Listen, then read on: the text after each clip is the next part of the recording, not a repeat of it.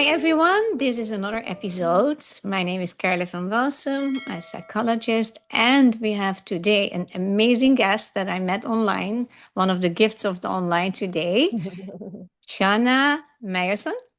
And she has such a great story to tell about her life and work. And it is such an intriguing situation how she is helping Israel, standing up for Jews, standing up for Zionism, standing up for truth. So she has a remarkable career switch almost with that, and she was giving up so much to only serving the truth. So, Shana, welcome, welcome, welcome. And I'm so glad to hear from you. Oh, thank you so much, Carla. Honestly, you humbled me. I'm so happy to be here. No, likewise. Thank you. So, start to tell a little bit about yourself that you would like to share because you are a yoga instructor and you were world renowned and you had an amazing career. What happened? Oh boy, what happened? Well, so prior to October 7th, I was considered to be one of the world leaders in the yoga community. I've taught at more than 200 yoga studios across the globe, many times. So I've taught a lot by being invited by the studios to teach. In the yoga world, I have two sort of distinctions. One is that I am one of the more advanced practitioners, meaning I could do all the really tricky, hard stuff. But the second distinction is that I was one of the first people in the Western world to be teaching yoga to children all the way back in 2002 when yoga That's for kids, so nice. It was considered to be ludicrous back then. It's ubiquitous now. I also happen to be the only person on earth that is really renowned and an expert in both of these fields. It's very much traditionally an either or proposition. So it's not that this is completely new. I mean, we saw this starting in 2014, really hardcore online as far as like the vilification of Israel supporters. However, since October 7th, let me just say that my Instagram, which used to be my entire business, my Facebook, my X account, my Substack, everything is 100%, meaning not 99%, not 95%, 100% about Israel and about fighting anti-Semitism. Today, after October 7th, but before it was not. To date, yes. Yeah. No, before it was my yoga business. Yeah, I saw that you have like 60,000 followers on YouTube and you have amazing many videos with all kind of yoga exercises. Your yoga community there. Yeah. Right. YouTube is a different story. Okay. So what happened was there was tremendous backlash across the yoga world about my support of Israel, being branded a Zionist baby killer. Basically, I have been ostracized by the community at large. I am persona non grata at this point. But what happened with YouTube is a little bit different. My YouTube is not entirely Israel.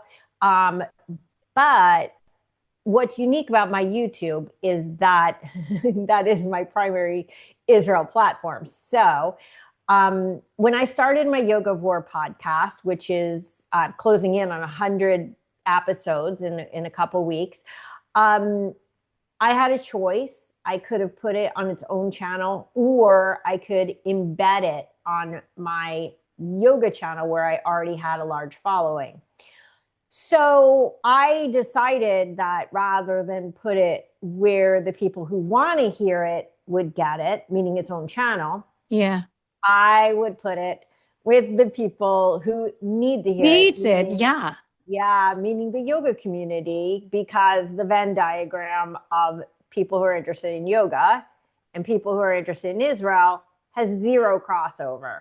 I mean, there's me and one or two other people. Yeah. But generally speaking, it's very far apart. So though I'm still posting yoga content on my YouTube, among other things, that's going to attract more eyeballs because I have so much, whatever, decades of momentum there. This site is really dominated by my Yoga of Wear podcast. It would be hard to look me up on YouTube and not be immediately fed one or more of my Yoga of Wear podcast. So that has, for all intents and purposes, been not only my full-time job, but my calling card. That I even have new business cards, podcaster rather than yoga person. So that's in a nutshell where it sort of takes us to where we are today. Yeah, and I interrupted you with this example about what you were telling about Instagram and Facebook. So you have another story there. Would you like to explain that a little bit more? Elaborate on that? Yes. Yeah. So on Instagram, the funny thing about Facebook is I've lost so many thousands of followers that over the years, it's basically cleaned itself up. Now I only have pro-Israel followers, to be honest, because people get so sick of it. They just for many years, it's like delete, delete, delete. There are some people who just started advocating for Israel on October 7th. I am not that person. I've been advocating for Israel since before the internet, but certainly always since the advent of the internet. Now, Instagram is a very, very unique story, what's gone on with me over there. So suffice it to say, let me start by saying that if you go to my YOGAthletica Instagram page, at first glance, it looks like yoga. But if you click on any single post, no matter how much it looks like yoga, it's always about Israel since October 7th. Every single post, every handstand, every contortion, everything, open it and you'll see that it's all interpretive yoga art with a very clear Israel message embedded. Prior to 10/7, every single month I used to do on Instagram what I called the Yoga Athletic Cause. Okay, my company is YOGAthletica, so I called it the Yoga Athletic Cause. Mm-hmm.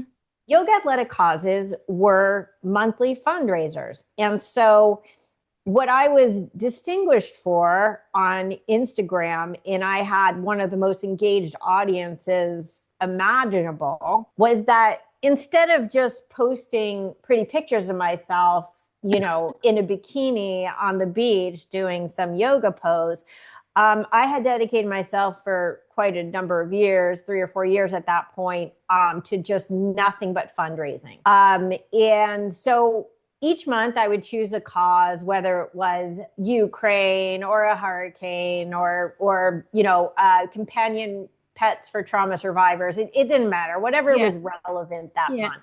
Mm-hmm. And I would post some crazy pose, and then I would say, just try it. Post it, use this text, and for everyone who posts, I will donate $1 up to $180. Now, I made a big deal about the 180. I mean, even no matter who I was supporting, I said 180 because this is my Jewish value. Yes. And the number 18 means life. This is very significant. Yeah. And I do this because of my Jewish values. Now, keep in mind, I had hundreds of people each month reposting this with the text. I had people from across the Middle East, across the Far East, across everywhere. I don't know if they actually read the text, but it's like, because of my Jewish values, I donate this money. You got it out there, yeah. Yeah. So I would donate. I always had angels who matched me every single month. There was one woman who used to triple my match every month. There were quite a few who doubled my match every month. I mean, it was a really big thing. And people got very excited about the Yoga Athletic Cause because it was more than a bikini, right? It gave them a sense of meaning. So let's fast forward to 10/7, right? Mm-hmm. So October 7th happens. I don't remember why I hadn't launched my cause for that month. Maybe God was looking out for me because I always launched it on the 1st. But October 7th happened. And of course, like my first thought is I need to do my YOGAthletic Cause this month for Israel, right? Mm-hmm. Mm-hmm. Now, sadly, my second thought was, what if no one joins? Oh, yeah. I have hundreds of people, if not thousands of people, who joined every single cause, raised, thousands of dollars every single month. Keep in mind, it was mostly thousands of dollars, $5 at a time. I mean, there was a lot of people who were taking part in this. You could That's still wonderful in itself that you did that. It's like so nice. It was Yeah. so rewarding. I Yeah. loved it. Wonderful. So October 7th, I'm really, the reason that I was thinking I don't want to do it if no one shows up, because I don't want to disrespect the lives of those who were massacred by having my feed fill up with anti-Semitic comments and nobody wanting to participate.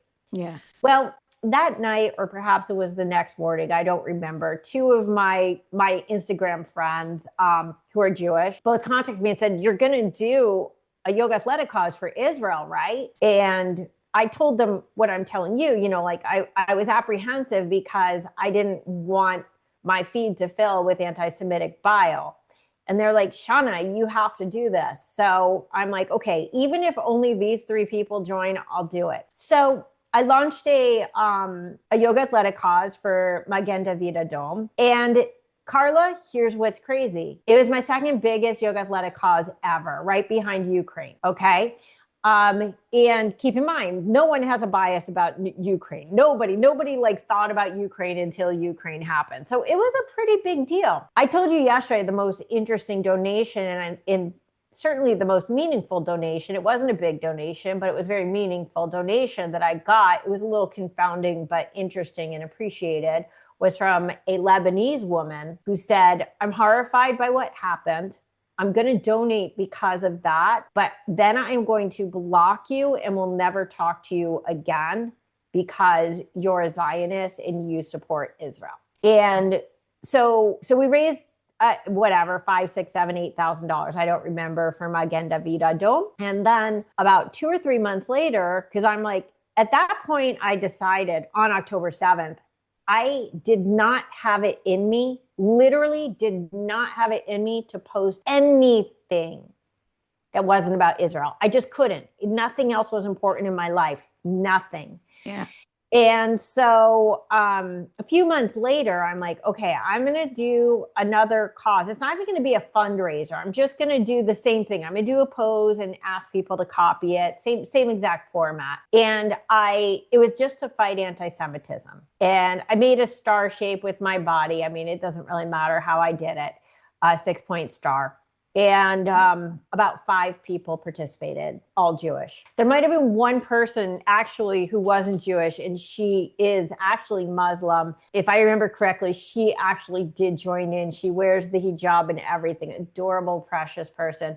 But whatever it was, it went from hundreds to 3 to 5. Yeah. Nobody wanted to be a part of this. Now, keep in mind, anti-Semitism is not a political issue. No. Right? No. We're talking about hate, which is anathema. And emotional, absolutely. Yeah. It's anathema to all things yoga. And every single person in the yoga community, I would bet every single person put a black square on their wall for Black Lives Matters. But when it came to fighting anti-Semitism, nobody wanted to step up. And it was terrible, that awakening and that confrontation. It's like the ground is put underneath your feet. I had also so many non-Jewish friends in the Netherlands before. And the weirdest things I heard, or nothing. Not like, hey, how's your family doing in Israel, or your people that they knew? Nothing. A very cold shower or ice cold bath. Yeah. Yeah. Very, very, very disappointing. I mean, I can't understate the loss of friends that I've experienced. I mean, we could get into the business aspects, but I've lost essentially every single friend that I've got, except for some new Jewish friends that I've made since October 7th. Really?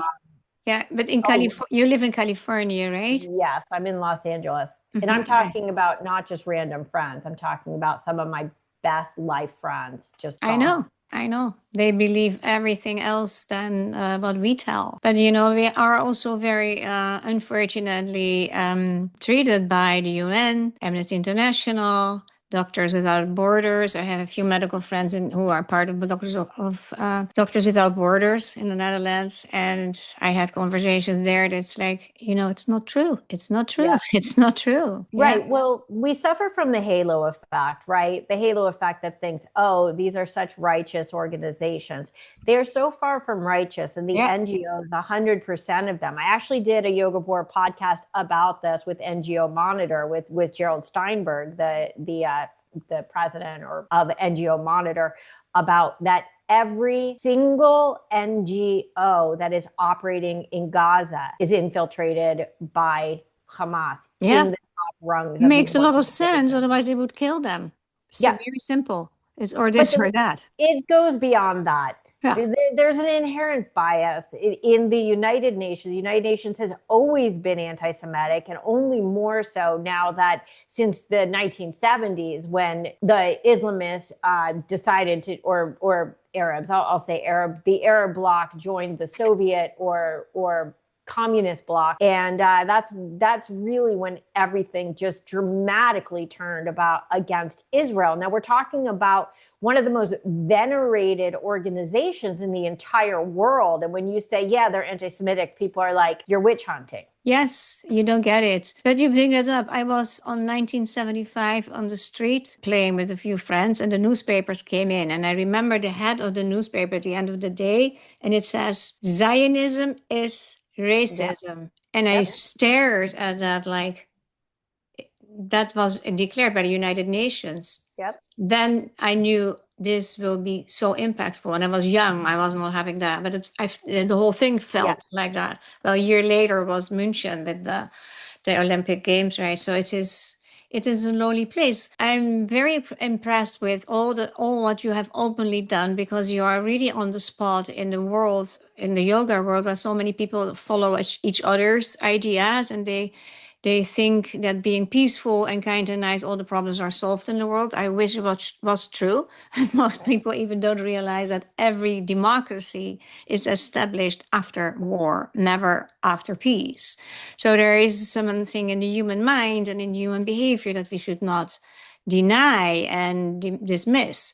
I heard from you for the first time. You were interviewed on JNS TV by the Quad, I would say, the journalist Fleur Hassan. That's that interview I watched with you. That's why I reached out to you. Yeah. And you were speaking there about two women. You have a story about two women. What was that story exactly about? I mean, that's a crazy and a really, really big very story. Meaningful. Yeah. Yeah. So basically, the story that I was recounting to her, which ironically no other news outlet would pick up, is the fact that, and it's been a year now, I had this conversation last February. I was just looking at the date just this morning. I'm like, wow, I can't believe it's been that long. But basically, last February, Yoga Alliance, which represents 300 million people. Now, for those people who don't understand demographics, that is almost the size of the United States of America. We have approximately 350 million people. Amazing. Yeah. Yeah. So this is no small organization. And basically, they decided that they were going to do a feature article on Angela Davis. Okay. Now, Angela Davis is a lot of things, but among those things, she is a very notorious anti-Semite. Yes. I mean, she can't talk about anything, any topic ever without bringing it back to, oh, and I hate Jews in Israel. Yeah. So I brought it to Yoga Alliance's attention. I was a member, no longer a member. I quit. They didn't fire, like. Oh, you quit. Well, yeah, I got that. Yeah. Yeah. So I confronted them and I said, listen, she's a notorious anti-Semite. This is not an appropriate person to be featuring. And by the way, you owe your Jewish community an apology for this. I mean, everybody, like this isn't a secret. And they didn't reply. Okay, so here's what's funny. So are you a part of any of the WhatsApp groups, the letter writing groups? You ask me? Oh, yeah. Yeah. I get, Right. and they're great. No, the Yes. letter, they have been written. I am lazy. I get the letters Oh, written and I forward them too. And oh, I just, okay. no, my English is not 100%, Yes. as you know. So Yes. I send them out and I send Yes. them, pass them on. Yeah. Yes. Yes. So I brought this story to their attention because they have a really good finger on the pulse of anti-Semitism in the general media, but they don't know what's going on with like Yoga Alliance. No. So I sent it to them. They're like, we need to write a letter. Yeah. So they wrote a letter. 7,000 people sent it in to Yoga Alliance. So I got a call, or not a call, an email from the head of strategic communications and said, why don't we jump on a phone call? And I'm like, great. This is going to go so well. Of course, let's do this. I'm going to explain to them the situation. Yoga Alliance is an organization that is very, very committed to fighting every form of hate. They have like a whole section on their website for, fighting hate and discrimination and, all the things, all the intersectional things. And so I got on the phone with them, and I don't know how much you want to go in depth, but let me just say that when I brought it up to them, I could go through all the ugly details, but Share, because it is important. Okay. It shows the way of thinking Okay. in such an organization. Yeah. Okay, because the Cliff Notes version, for those who don't want to, who whatever, are going to click off now for whatever reason, the Cliff Notes version is they told me in words, in no uncertain terms, that they refused to condemn anti-Semitism. Okay, you got to keep in mind, this is an organization that condemns racism of every form, against people of color, against Asian people, against overweight people, against, literally, they did one about bias against people who are missing limbs. I mean, like they're like, well, what else can we Everything, yeah. Islamophobia. That's right. That's right. Never, ever a single word about anti-Semitism. And I even confronted them on that.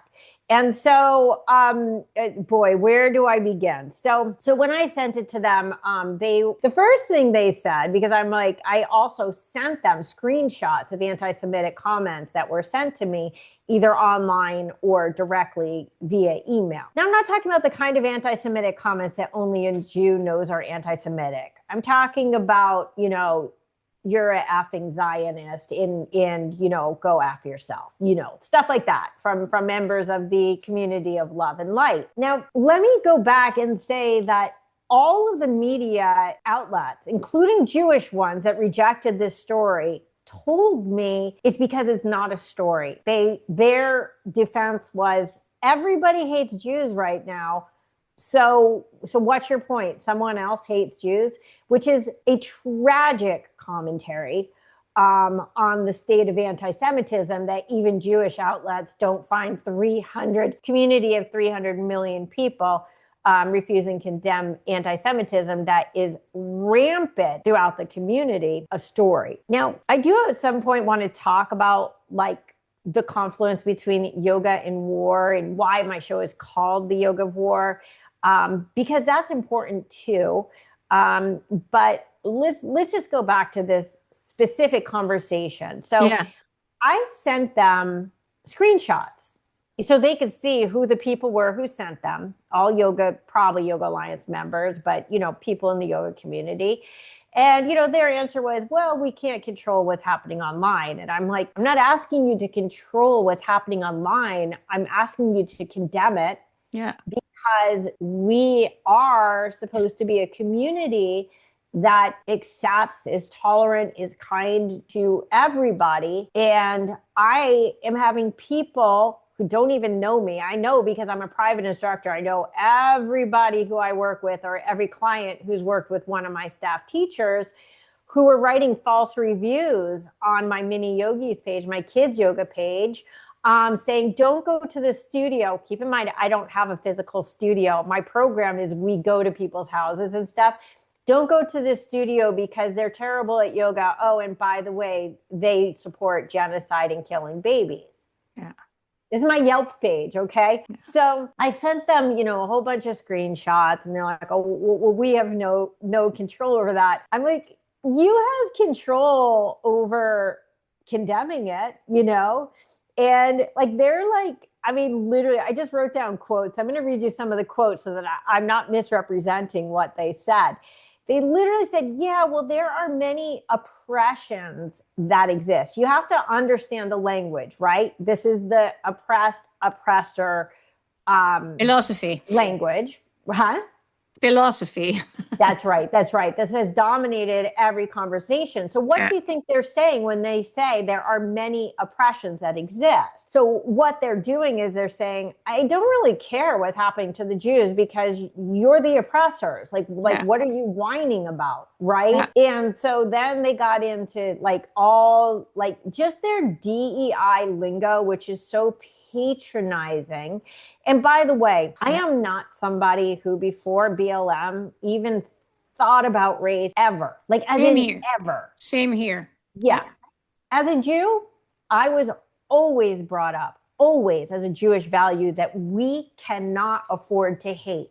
It was never on my radar. But we don't want it to, because why would we? That's right. There is no legitimate reason for. That's right. And at the time of BLM, 2 of my 4 best friends were Black. I never thought about it. Yeah. It's not like I don't know they're Black, but it never occurred to me.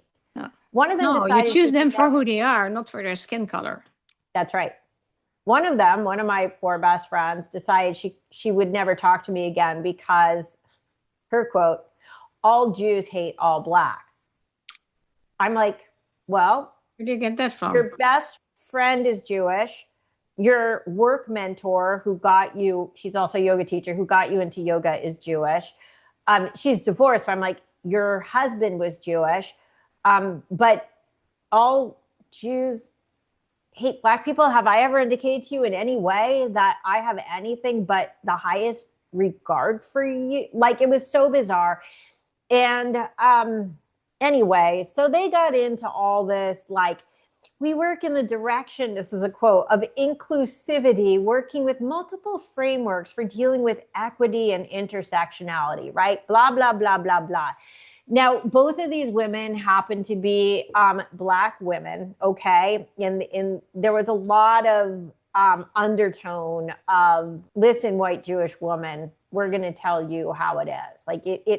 I'm not somebody who, screams anti-Semitism when random stuff happens. I'm very, very sensitive to the lines of what is acceptable and what isn't. Yeah. And so I said, I'm like, maybe I missed something. I've seen you condemn every single form of hate that exists in the world. Maybe I'm missing something. Have you ever addressed anti-Semitism? And they said, no, they have never brought it up, quote unquote, explicitly, right? Which is so funny because the worst thing that you could possibly say during the Black Lives Matter movement was all lives matter. Yeah.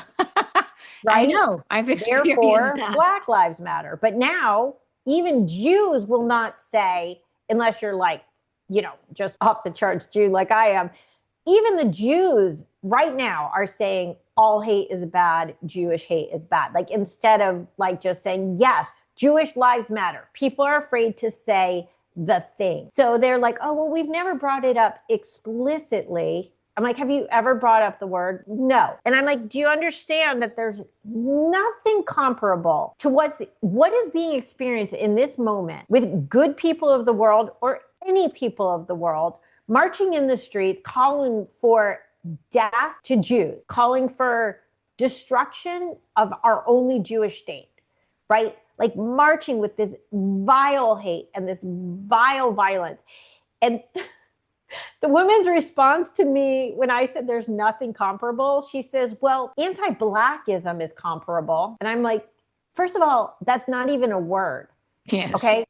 And it's not a word for a reason. And anti-Semitism is a word for a reason, right? What happened after Black Lives Matter, after George Floyd? After George Floyd, the whole world marched in support of the Black people, right? Yeah. Could you, what happened with the Jews would be the equivalent of after George Floyd if the whole world were to march and say, lynch the Blacks. The exact opposite of what actually happened, right? Everybody, for good reason, rallied to the cause and said, oh my gosh, we've been asleep at the wheel. We need to change some things. And the things changed immediately.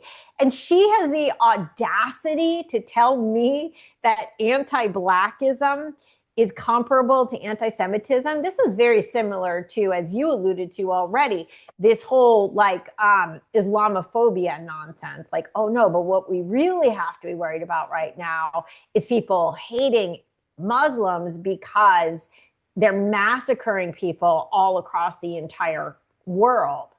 Like, those are the people we need to protect, right? Well, I don't think that Muslims are massacred all over the world. I think it's more the Christians in so many countries, and indeed among themselves in Syria and Iraq. And so that is terrible. What's going on in Iran? What religion do you think they are? Yeah, exactly. No, I mean, it's not just the Christians. It's Muslims, it's Jews, it's Christians. I mean it differently. It's not that kind of that, because the people that are murdered, the Muslims that are murdered, are the critical thinkers, the free thinkers. That's not the people that are the terrorists. It's the terror. So it's another group, and that's not what is meant in America. In America, it's like the people that happen to be Muslim. Oh, we should not discriminate them. Because that's what I actually meant. So there is yeah. There's this inversion of reality that's going on right now. And like, it was so funny because every time that I would mention, like bring up the whole topic was about Israel and anti-Semitism, but all they could say back was all this, like, they're like, well, what about the modern day slave trade? And I'm like, who's doing it? The modern day who's doing that? Right. I mean, this is what you want to compare it to. I'm like, first of all, I mean, the funny thing is in our letter writing groups, we write about the modern day slave trade all the time, right? But nobody is like marching by the hundreds of thousands in the streets and blocking entrances to schools and threatening entire populations and vandalizing places of worship over these things, right? And they just kept saying these random things like, what about, and they just pull something out of their hat. And I'm like, that's not a thing. Like, no one marched for Al-Qaeda after 9/11, like as I'm talking, they're just sitting there and they're like, like just blank stares, smug smiles, nodding their head like, oh, poor white girl, poor Jew. But my real like Elise Stefanik moment came when I asked them, are they afraid that if they speak against anti-Semitism that they would lose members? Yeah, good question. Right? So the reason I call it my Stefanik moment was they just sat there. They couldn't even answer me. Like for a minute or two. It's the context. Yeah. They just looked at me. And then after a while, like I asked again, I'm like, are you afraid that you're going to lose members if you speak up against Jew hatred? And so finally, one of the women says, well, there's a lot to unpack here about condemning Jew hatred. And then the other woman, this is literally the best moment of the whole conversation, the best, was that the other woman says to me, well, we're not for anti-Semitism. We don't support anti-Semitism. I'm like, still don't condemn it.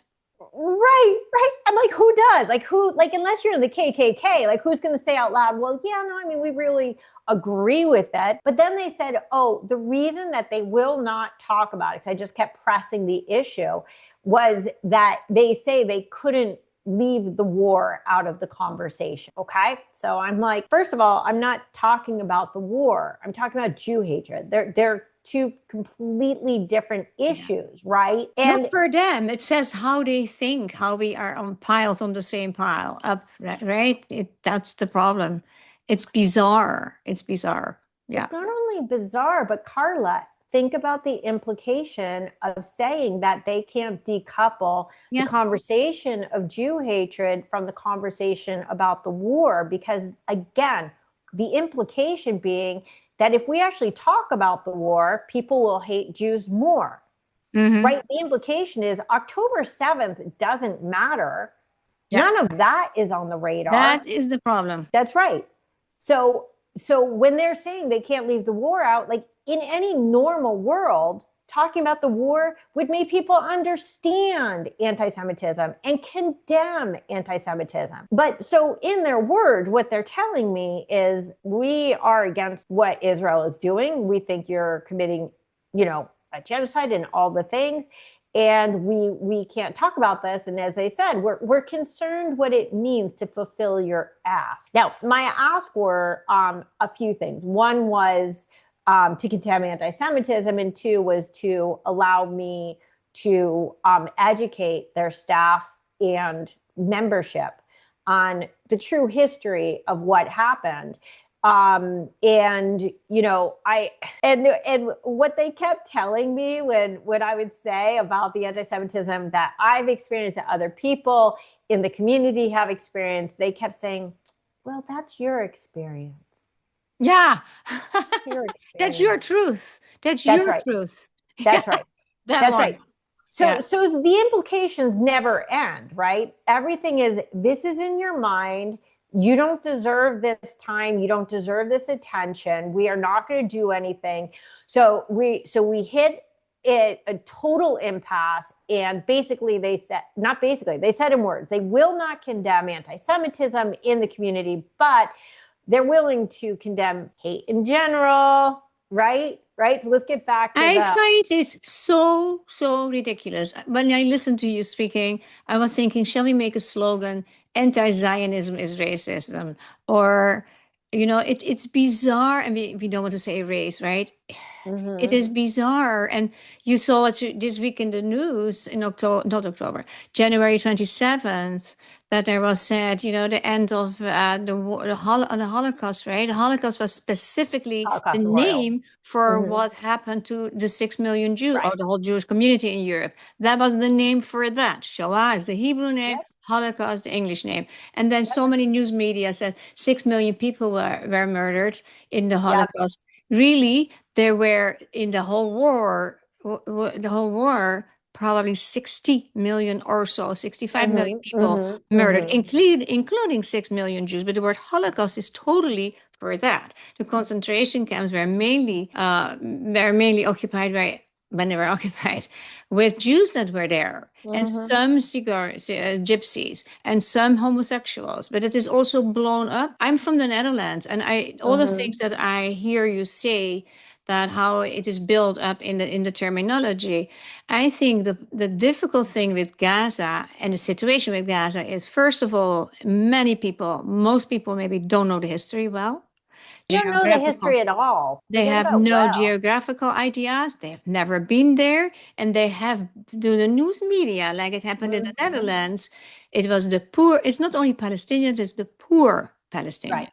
Sure. The poor, miserable Palestinians by those damn Jews. They're not allowed to have this, they have not allowed that. And nobody says in the same breath, well, when all the Jews were pulled out of Gaza, which was very difficult for many of them, they left behind 80 glass houses, greenhouses, 80. Next day, they were smashed because they were made by Jews.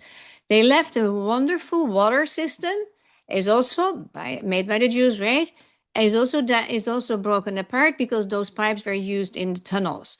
I mean, and missiles. They used the water pipes. So it looks like Jews, even though it's a high number in everywhere, what happens in the world in technology and medical technology and you name it, we can never do it right. And it is like so anchored in a kind of collective consciousness and a collective brain that, because like those two women, why does it take effort to say, no, anti-Semitism is not okay. Jewish hate or Jew hate or whatever, hatred is not okay. Why is that hard?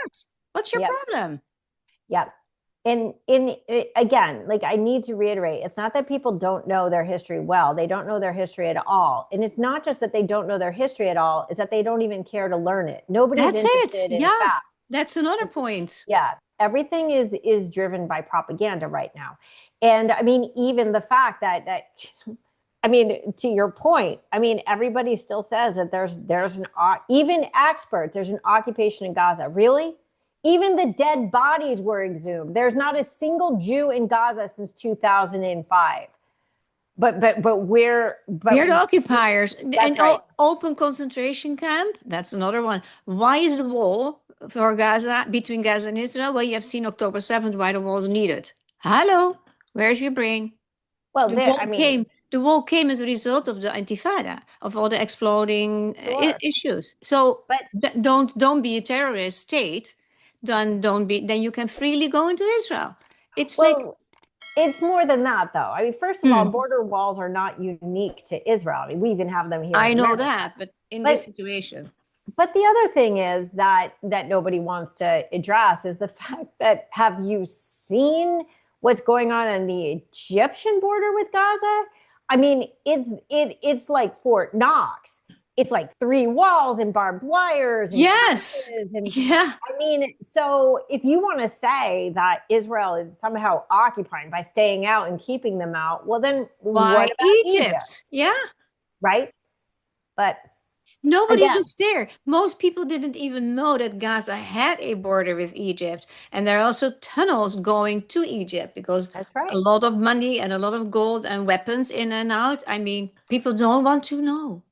Facts don't matter anymore. No. They just don't. So anyway, so I told you this is pretty long, but I think that it's all just so incriminating and so horrifying what they said to me. I mean, if you have the time, I'd like to keep going with the stuff that Yoga Alliance said to me. Is that cool? Do you still have time or? Yes, you can. You can certainly share a little bit about that, more about that, but also other aspects. How do you see? How is it? Because that's also you dealt with so much crap, so to say, and you're Yeah, still going strong, and you have a really big fire in you, yeah, and you do great work. Can people support you? How, because yeah. you probably Okay. lost your entire livelihood with this. Yes.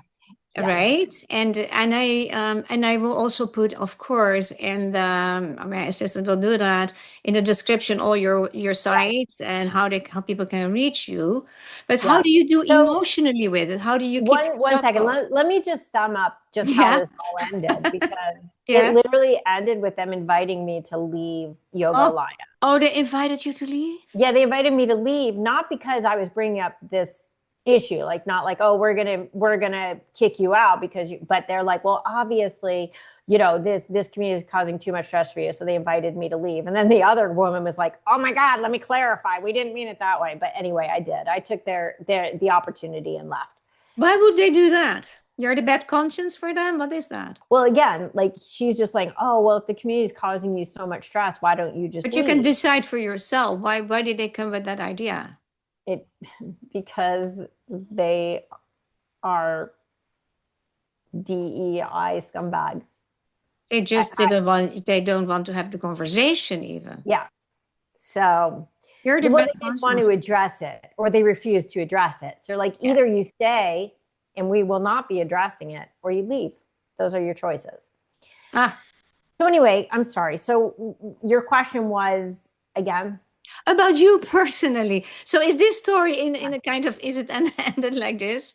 Yeah. Yeah. So you So, left. right. Wow. So, Wow.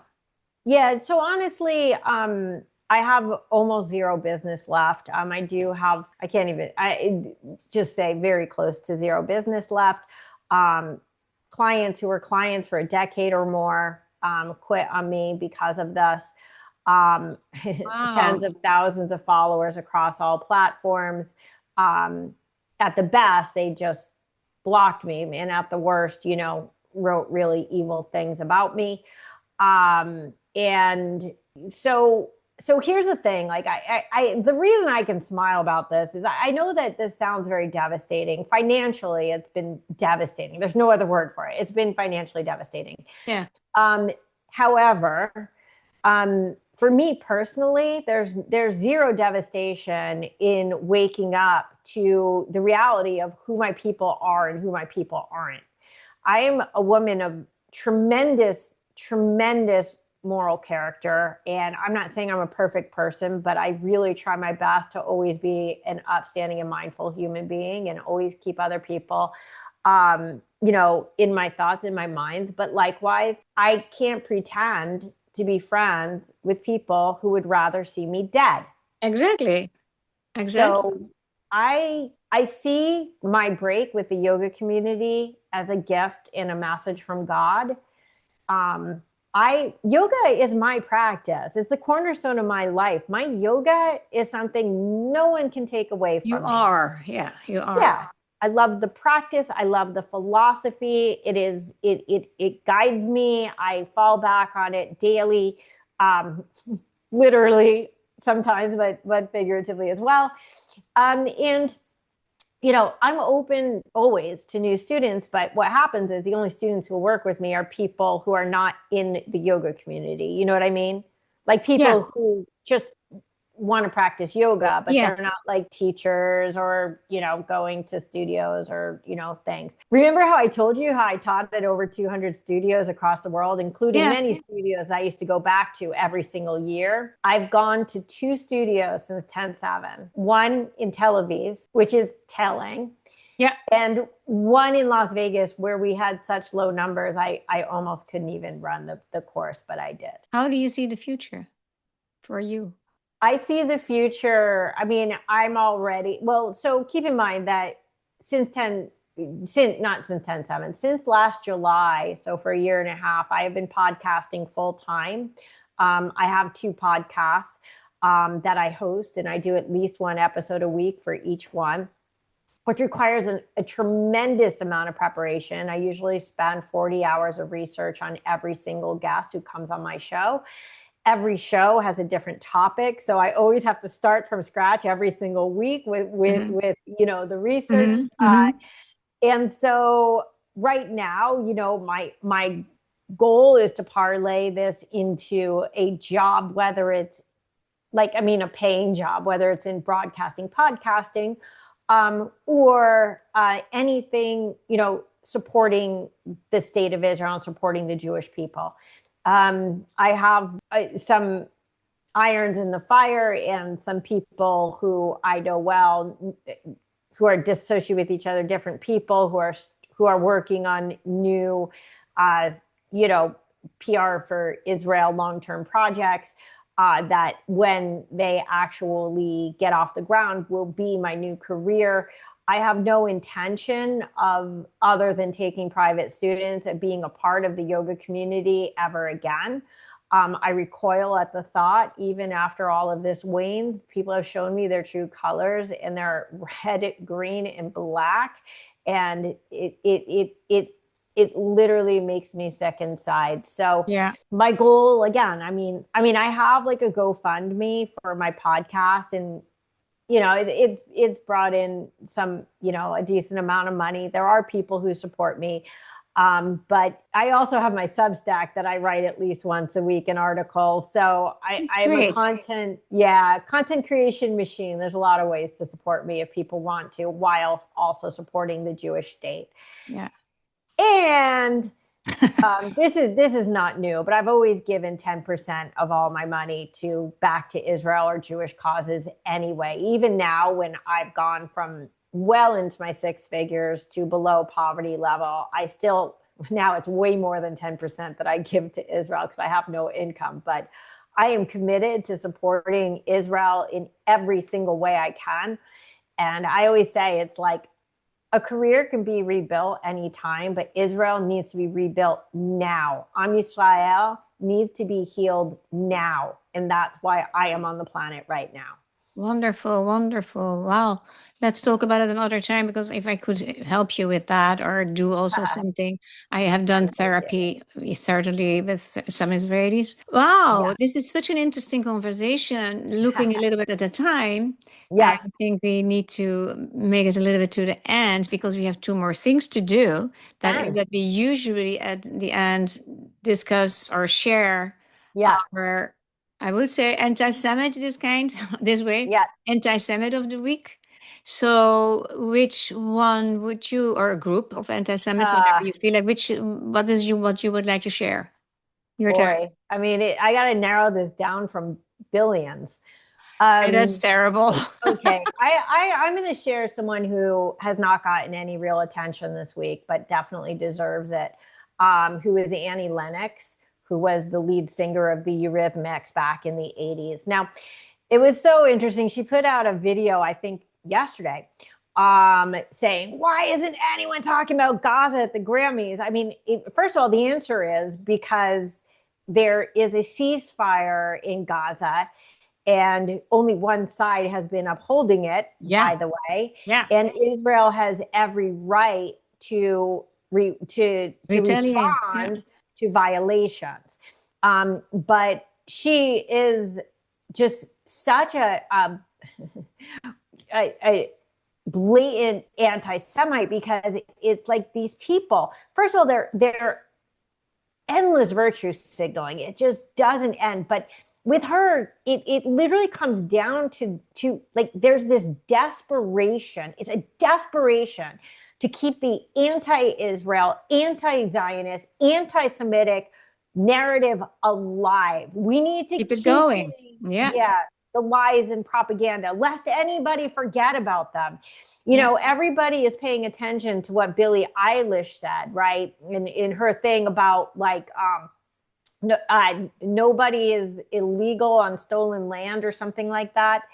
And you got to keep in mind, she was referring to ICE, because ICE is the topic of the week and everybody was talking about ICE, ICE, ICE, ICE, ICE, ICE. But notice the words that she chose, right? Who else used the word no one is illegal on stolen land? Who was using this rhetoric before attributing it to ICE? Yeah. Right? This is what this is subversive Islamic propaganda being snuck into the new social justice cause du jour. And, you know, as much as I want to say, oh, you know, Annie Lennox is the problem or Billie Eilish is the problem or whatever, it's the whole industry. And it's not just the music industry. It's also the entire entertainment industry. And I'm not just talking about the woke artists. I'm talking about the executives, many of whom are Jewish, who refuse to stand up to this, speak up against it, and take a stand for actual morality instead of virtue signaling all the time. They are afraid to lose their money, their friends, their whatever. What you lost, that they will lose that. And what I lost in a certain way too. And I think also what is, again, an example is Annie Lennox of not realizing the second stage of the ceasefire, or whatever you want to call it. Hamas is never going to disarm. And that was the requisite. So it is a very strange situation. So Israel said, okay. Sure. And this is even not there, that they, okay, you see the pictures, how devastated that looks, how that their homes are gone, and all the bulldozer things. It looks horrible. Let's be honest, it looks horrible. But there's just more up to it than only saying that. It sounds horrible that many kids died. That's absolutely horrible, because kids are innocent, always, wherever and whenever. But whose fault is it actually? Whose fault is it actually? If they would have given the hostages back October 9th, then there would not have been such a tremendous war as it is now. So it is so simple, and it's very unjust. But listening to you, I also realized that there is supposedly a machine going on, at least for 25, 30 years, consistently, to infiltrate in colleges, to infiltrate here and to infiltrate there. And you see the results. I'm very worried about the future, and I don't want to worry because I don't like to worry. But I'm concerned from where is it going to? And this is also why I do this channel. My little contribution, if we can reach people, that would be great. And it is always such a disappointment when somebody that is known and well-known has a following, right? As Annie Lennox. And I loved her song so much in the past. Like, oh, it's so terrible. What a disappointment again. Okay, let me step back for 1 second, Carla, on two things. One is Annie Lennox does not have followers. She had followers. She is putting herself back on the map by supporting terror. Okay, I didn't know that. The only reason that anybody is talking about Annie Lennox today is because she's thrown her hat into the anti-Semitic ring. Okay. Nobody has talked about Annie Lennox since the 1980s or 90s. Okay, there's that. But I also want to not push back against you, but on the concept of, okay, so listen to what you're saying. They don't want to speak up in defense of Israel because they're afraid they're going to lose followers. Yeah. Think about that. Money, They're everything. going to Yeah. gain followers because they are supporting terrorists. What is wrong with this world? This is Yeah. not just about, am I going to lose business? This is about, we are literally supporting genocidal terrorist society in order to gain followers. That's sick in and of itself. Yeah, and there's more up to it since you look from that angle. The next thing is I can say it's cowardly. Why are Jews not Mm-hmm. why you as a Jew take all that risk? Why is not everybody like you? And that is a lot of people don't care. They don't have a good Yeah. connection with Judaism, or they are like tired of the criticism of Israel. It is that, I have a few Jewish friends left in the Netherlands, and they say we live under a rock. They don't want to hear anything. They don't barely go out of the house. They don't go into confrontations. I had that women's group that I spoke to you about yesterday that led to this Mm-hmm. channel. They don't dare. They don't do nothing. And it is, I'm already past that, because I am past that. That is so disappointing that many Jews don't, but because I've also seen the opposite. In my building lives the cousin of Elie Wiesel. And he Oh, said, wow. I was almost, it's a very interesting story how we met. Let me tell you that, because it's a little bit light, is also nice. I wanted to go somewhere in the building to have a complaint about something that was going on. And I put my Megan David on my back, because I was like, I don't want to. I started to like, Wow. okay, I know, not out of fear, but I didn't want to get Mm-hmm. like this complaining Jewish whatever, what, because it is there, even in Miami too. So I did that, like I don't want any whatever. And then I passed, while I did that, the in the lobby, there was a girl that I knew well in the reception talking to a guy. And I passed Mm-hmm. them. I said, hi, guys, whatever. I didn't know the guy. But I felt something weird. So I turned around and they were looking at me.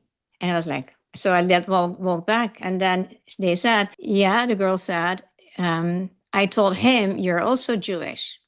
So we started to look, oh, okay. And he had a Magen David hanging there. And I said, I just put it here because we were laughing about it. And it was shortly after, a few months after October 7, I think. And then we started to talk, and he said, I was actually almost, and he went to Jewish schools in Miami, mind you. Mm-hmm. I'm Mm-hmm. almost was blaming Israel for October 7th as a result of the circles he was in.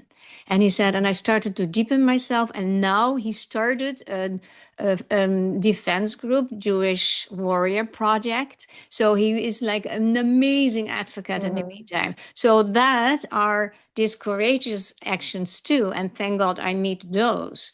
Now, what I myself, we had one episode about the self-hating Jew. It's a topic we like to talk about because there's plenty of those too, unfortunately. But I made it a bit worse. Like people like Gabor Mate and others, I call that reversed loyalty syndrome. They become loyal to the aggressor. Mm-hmm. And I Yeah. think that is such a very big picture that I speak a lot about. But Shana, people don't like when they get accused by me for, hey, you're a coward. It says it's very. I gave my information as I did a few minutes before. This is why they don't do it, and Sure. we can give them then the judgment. I didn't do that because people can think about it themselves. People are just afraid to lose their livelihood and everything. While Yes. you and also the aggression. Remember, it is hard to get all those aggression to you. I even if I repost the son of Hamas with a beautiful video, I Yeah. still get the life-threatening comments on TikTok. So it is a high position. Now, that brings me to my anti-Semite of this week. She's not typically of this week either. It is somebody that I highly estimated. Her name is Dr. Shefali. She is Indian and she's very well known in America. And she has the way she's raising kids is very much in how I raised my kids. I'm a trainer as well in nonviolent communication. So I have all kind of ideologies about how you raise kids with respect and kindness, but also make them responsible for what they do, for their actions, and just very authentic. She's doing that. She has books and she really impacted many people. I saw yesterday a post that she posted, and maybe a half year ago, doesn't matter. And she wrote there that it is terrible that the war is there. Only Gaza. You don't hear about Iran. You Right. don't hear about any other, or Ghana or Nigeria. I have an assistant living in Nigeria. I hear the most terrible situations about there, about the terrible situations. Anyway, she wrote there, nothing justifies the war in Gaza. That kids are killed. Nothing, but it was phrased in a way that it was indicating Israel. And it was, you too, you also go with this crap. It's so hard, Shana, to see people that you really highly respect and you see Yeah. them tumble down so badly, Yeah. because it is so easy to criticize. If you say, like I say, every child is innocent up to a certain degree, of course. A child was sometimes called 17 years old. Now that's not a child anymore. If they throw stones, yes, that can be deadly. Come on.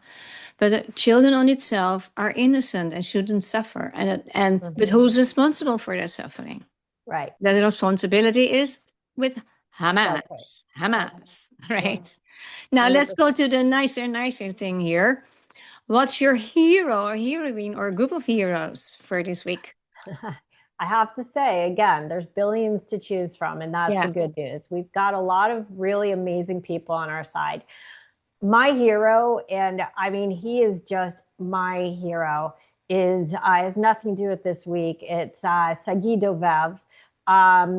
Sagi, who is Sagi? Sagi is very not well known by his name, but you've probably seen him on Instagram. Sagi basically rehabilitates the most horribly injured IDF soldiers of the war, mostly people who have lost one or more limbs. So Sagi literally on 10/7, he was, out in the reserves or whatever, out of service. He drove to Soroka Hospital just because he wanted to see if any of his, the soldiers who were under them were in the hospital. And they were. And do you know, Carla, Sagi has not left the hospital since 10/7. I mean, he goes home to sleep, but he has taken upon himself full time. He has been taking out personal loans in order to rehab these soldiers. Now, Sagi is this guy with this incredibly tough guy exterior. If you see him, you'd be like, oh my God, mean guy alert. I am telling you, if you have never met a real life miracle worker, total hero, and a man with a heart of pure gold, Sagi's smile melts my heart and my soul. I am telling you, this guy is an angel on earth. And if you watch the podcast I did with him, I just have to warn you, get out the tissues. The happy tears are going to Yeah, that is flow. so fantastic. Those But kind of people. Yeah. here's what's more interesting. He's rehabbing them with Krav Maga. So instead of these guys who are warriors, right? They are men. They're women too. Sorry. They are proud warriors, right? And they go into a hospital and they're helpless and they're missing 1, 2, 3, 4 limbs. Their rehab is like move a finger or, try to wiggle a toe or say a word. And Sagi's like, no, I want to make you into a fighter again. And he's giving these people back their strength, their vitality, their self-worth, their pride. He's giving them back like their reason to live. He's giving them their power back, not Purpose just and their power. Yeah. lives. So hands down, Sagi Dovev, he is my hero of my life. You have got to hear this podcast episode, and I'm We telling put you, the link all the way. underneath. I love, Okay. love this story. And it is so Okay. beautiful. This kind of people, that's the greatness, And in every calamity, there is somewhere a pearl to find, like it or not. And this is to see those people doing this is like such an inspiration and admiration and all that. Amazing, amazing. Well, my hero is a little bit aligned with this. It's interesting. He unfortunately is not alive anymore. It is Ran Gvili, Oh my who has God. been led to rest like last week. And what he has done, his courage during October 7th, as a policeman, that he was fighting and fighting and fighting terrorists, and he killed several, and then he ran out of bullets, so he could get killed. The whole symbolism of that and the courage and yeah, the whole mentality is and also the parents, the grief. He's like such a symbol of all this, and he's finally back. But yeah, that's amazing.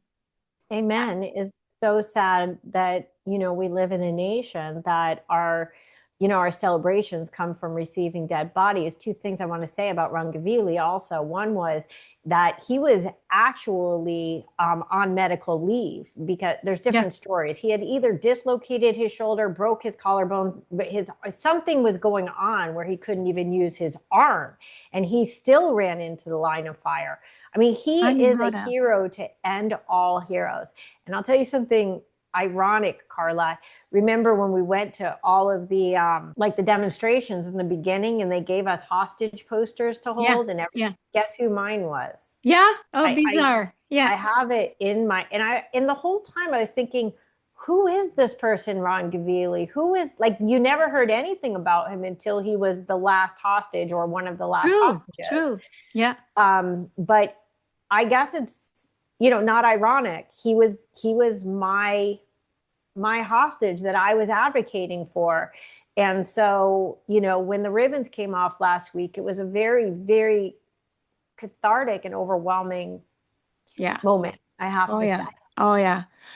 Yeah, that the moment also those 20 came back that day, that's so much emotion. And I started to, I work pretty metaphysical as well. And I started really to believe, like, we have been so praying for those guys to come back. We have the whole world, so many people too, right? Let's not forget, not only a lot of Jews, but a lot of non-Jews too. That the intensity of the prayers made somewhere that miracle happen, that Trump and Netanyahu could get that. That was like, how is this possible in a way? But it happened.